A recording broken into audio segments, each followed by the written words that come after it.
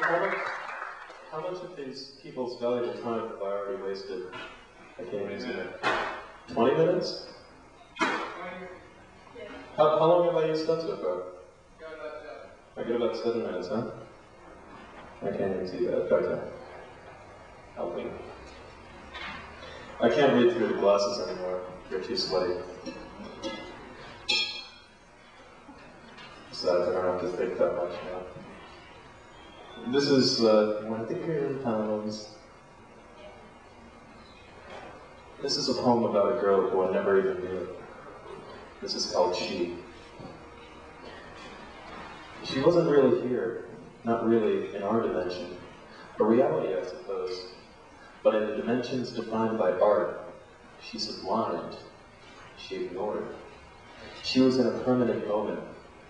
She was the Milo of the toll booth, not happy to be here, not happy to be there. Present her with a diamond, $1 million bucks, a sack of shit. She found no interest in any. Incandescent, irradiating. She shone an empty light. Fluorescent, it provided no heat. A black hole in gravitational terms. She collapsed the light back onto herself. Empirically speaking, is it possible? Is it something to achieve? To experience reality of consciousness as such a damned flat line? To have want of nothing, to have need as less, to be left the hell alone?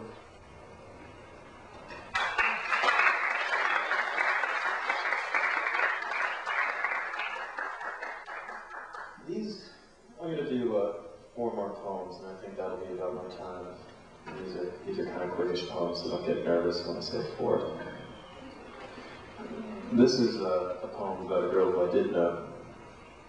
This is called The Traumas Induced by Pumping a Heart. God damn, it's higher than a witch's titty and a brass prisoner in here. That wasn't part of the poem. Traumas Induced by Pumping a Heart. Used to be I'd stand on a ledge, lean over cold blue skin, clasp my hands left on right, veins growing from tightening my grip. Then I'd rock back and forth 10 minutes or more, waiting for Dr. Fuchs to say enough. They'd never live, and I don't work in the ER anymore. Funny thing is, she, you know who, began to vigorously pump over warm tan skin and kept going for 18 months. And when she said enough, that's when I could really feel the traumas induced by pumping a heart.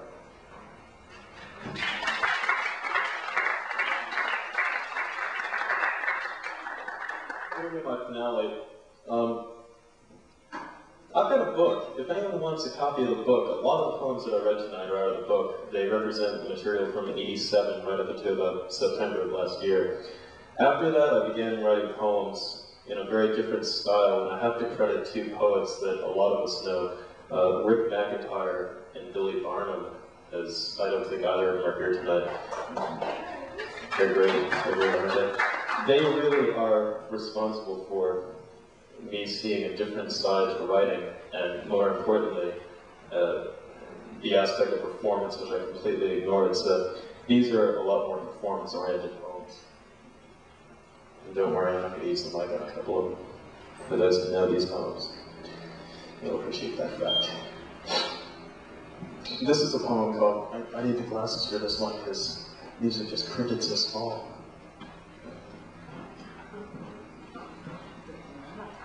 How do I look? Vanity, vanity. How do you look? This is a poem called Land and Sea, a poem about sex. Friends, it has been delivered unto me. These thoughts are for you, beneath him and all he be, and everything. These thoughts are for you. These thoughts are for you. Far close, land and sea are divided, magnificent splendor of and for his great variety, and appreciation of certain obscure centrist painters, hath brought forth that which is born of land and sea and coal, hath created an everything, a nothing. And rightly so shall ye receive upon thy weary frame thy blessing of hard manual labor and quirky social behavior.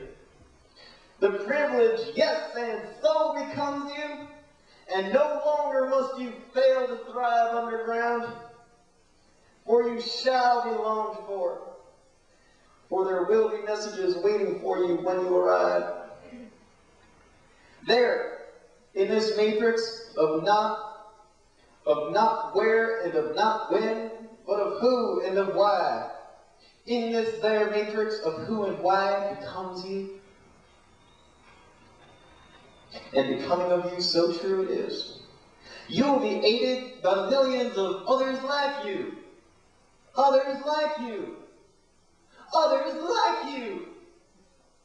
You will find the waterfall pattern imaging output of neighboring matrices input by ascending and yet equally scintillating and parallel at higher interfaces still. Quite shocking. Quite wonderful. Yes. There will be a message waiting for you.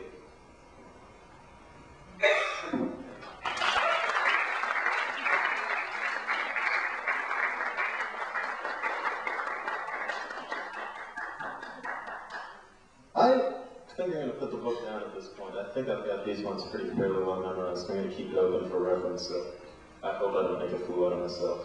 Oh, too late. This is a poem called Fresh.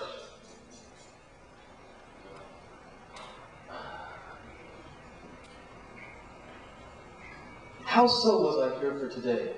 And to what extending distance do you tease? Thank you for the yam. It is scaly and delicious. Pull me further. You treat. You handcraft. Rotting piece of salty steak. I trusted you!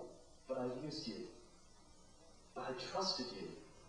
And here too, between that later date and early meal, I laughed, ha ha! But then, spraying ammonia in my eyes, boring holes through my ears, toes, face, there is no sight for these sore eyes. I trusted you! But then, no. Yep, a real piece of work. We